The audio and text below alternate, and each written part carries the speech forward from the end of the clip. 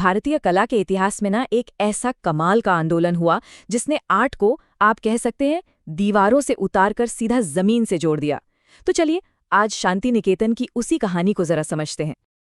जरा सोचिए, क्या हो अगर आर्ट सिर्फ बड़े बड़े महलों या म्यूजियम की चीज ना हो? क्या हो अगर वो हमारे रोजमर्रा के जीवन का, हमारे आसपास के लोगों का और हमारे चारों तरफ जो प्रकृति है बस उसी का एक हिस्सा बन जाए? देखिए, 20वीं सदी की शुरुआत में आर्ट का मतलब क्या था? ज्यादातर यही कि एक आर्टिस्ट स्टूडियो में बैठे और पुरानी पौराणिक कथाओं को कैनवस पर उतारे। लेकिन शांति निकेतन ने इस पूरे आइडिया को ही जड़ से बदल दिया। उन्होंने आर्ट को स्टूडियो से बाहर निकाला और उसे आम इंसान की जिंदगी का आईना बना दिया। तो चलिए चलते हैं उसी दौर में जब भारतीय कलाकार अपनी आवाज की तलाश में थे, और देखते हैं कि जो क्रांति थी ये शुरू कैसे हुई। अच्छा, तो इस पूरी क्रांति के पीछे एक ही शख्स का विजन था, एक दूरदर्शी व्यक्ति, नोबेल पुरस्कार विजेता रविंद्रनाथ टैगोर। कला और शिक्षा को लेकर उनका जो फलसफा था वो बिल्कुल ही नया था। साल था 1919। टैगोर ने कला भवन की स्थापना की और उनका मानना बहुत साफ था कि असली आर्ट बंद कमरों में नहीं सीखी जा सकती।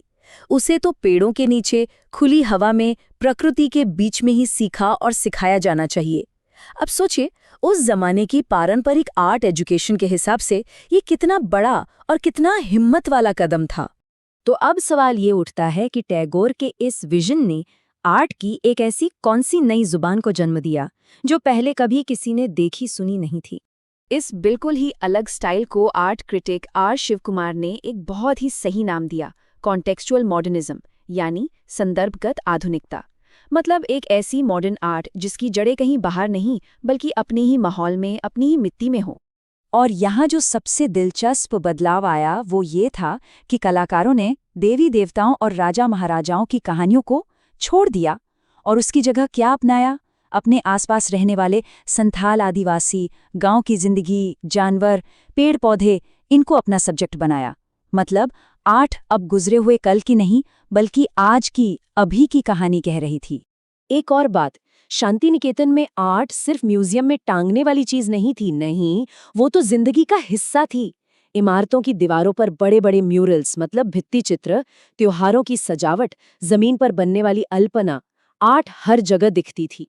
शांति निकेतन के इस विजन को हकीकत में बदला 3 महान कलाकारों ने, जिन्हें अक्सर इसकी त्रिमूर्ति भी कहा जाता है। तो चलिए एक एक करके इन तीनों से मिलते हैं। सबसे पहले नंदलाल बोस, जिन्हें सब प्यार से मास्टर मोशाय कहते थे। वो कला भवन की नींव थे। मतलब उन्होंने ही इसका पूरा करिकुलम, इसका पूरा ढांचा तैयार किया।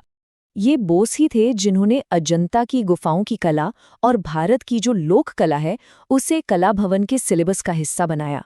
और उनके सबसे जाने माने कामों में से एक है कांग्रेस के हरिपुरा सेशन के लिए बनाए गए पोस्टर्स। और हाँ, भारत के संविधान की जो ओरिजिनल कॉपी है ना, उस पर जो अद्भुत चित्रकारी है वो भी इन्होंने ही की थी। त्रिमूर्ति के दूसरे स्तंभ थे राम किंकर बैज।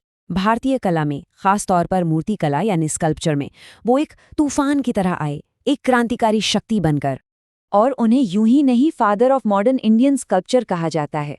इस खिताब के पीछे एक बहुत बड़ी वजह है। तो सवाल है, उन्होंने ऐसा क्या अलग किया? देखिए, उस जमाने में मूर्तियां बनती थी महंगे संगमरमर या कांसे से, लेकिन बैज ने क्या किया? उन्होंने सीमेंट और कंक्रीट जैसी एकदम साधारण रोजमर्रा की चीजों से मूर्तियां बनाना शुरू कर दिया। मतलब सोचिए, जिस चीज से इमारतें और सड़कें बनती हैं उसी से उन्होंने आर्ट बना दी। ये एक जबरदस्त क्रांतिकारी विचार था जिसने कला को आम आदमी के बहुत बहुत करीब ला दिया। उनकी सबसे मशहूर कृति है संथाल परिवार, जिसे भारत का पहला मॉडर्न पब्लिक स्कल्पचर माना जाता है। और हाँ, अगर कभी दिल्ली में आरबीआई की बिल्डिंग के बाहर जाएं तो वहाँ जो विशाल यक्ष यक्षी की मूर्तियां हैं वो भी उन्हीं की बनाई हुई हैं, शांति निकेतन की उसी स्पिरिट का प्रतीक। और अब आते हैं त्रिमूर्ति के तीसरे गुरु पर, विनोद बिहारी मुखर्जी। वो एक कमाल के म्यूरलिस्ट थे और उनकी कहानी तो कला और हिम्मत की एक जीती जागती मिसाल है। पता है, मुखर्जी की आंखों की रोशनी बचपन से ही बहुत कमजोर थी और बाद में तो वो पूरी तरह से देख नहीं सकते थे। लेकिन उन्होंने हार नहीं मानी उन्होंने अपनी अंदर की आंख से देखना सीखा और मुश्किल फ्रेस्को बुओनो तकनीक से बड़े-बड़े म्यूरल बनाए। ये वो तकनीक है जिसमें गीले प्लास्टर पर ही पेंटिंग करनी होती है, मतलब गलती की कोई गुंजाइश नहीं। उनका मध्यकालीन संत वाला म्यूरल तो इंडियन आर्ट का एक मास्टरपीस माना जाता है, और महान फिल्मकार सत्यजीत रे ने भी उन पर दी इनर आई नाम की एक डॉक्यूमेंट्री बनाई थी। तो इन सब का निचोड़ क्या है? शांति निकेतन ने भारतीय कला को आखिर दिया क्या? उसने एक ऐसी मॉडर्निटी को जन्म दिया जो पश्चिम की नकल नहीं थी, जो उधार ली हुई नहीं थी। अगर हम उस दौर के दूसरे बड़े आर्ट मूवमेंट यानी बंगाल स्कूल से इसकी तुलना करें तो फर्क साफ नजर आता है। देखिए, जहां बंगाल स्कूल अतीत की रोमांटिक कहानियों में डूबा था और वॉश पेंटिंग जैसी नाजुक तकनीकें इस्तेमाल करता था, वहीं शांति निकेतन ने आज की वर्तमान की कठोर सच्चाई पर फोकस किया। यहाँ की कला ज्यादा यथार्थवादी थी, ज्यादा जमीन से जुड़ी हुई थी। शांति निकेतन की पूरी विरासत को शायद हम इस एक लाइन में समेट सकते हैं कि असली मॉडर्निटी नकल करना नहीं है, ये अपनी ही मिट्टी में, अपनी ही जड़ों में उस चीज को खोजना है जो यूनिवर्सल हो, जो पूरी दुनिया से बात कर सके। शांति निकेतन हमें यही तो सिखाता है। तो अगली बार जब कोई सीमेंट की दीवार या मिट्टी का ढेर दिखे ना, तो एक पल के लिए रुककर सोचिएगा जरूर कि हमारे आसपास की इन मामूली सी चीजों में ऐसी कौन सी कहानियां छिपी हैं जो बस कहे जाने का इंतजार कर रही हैं।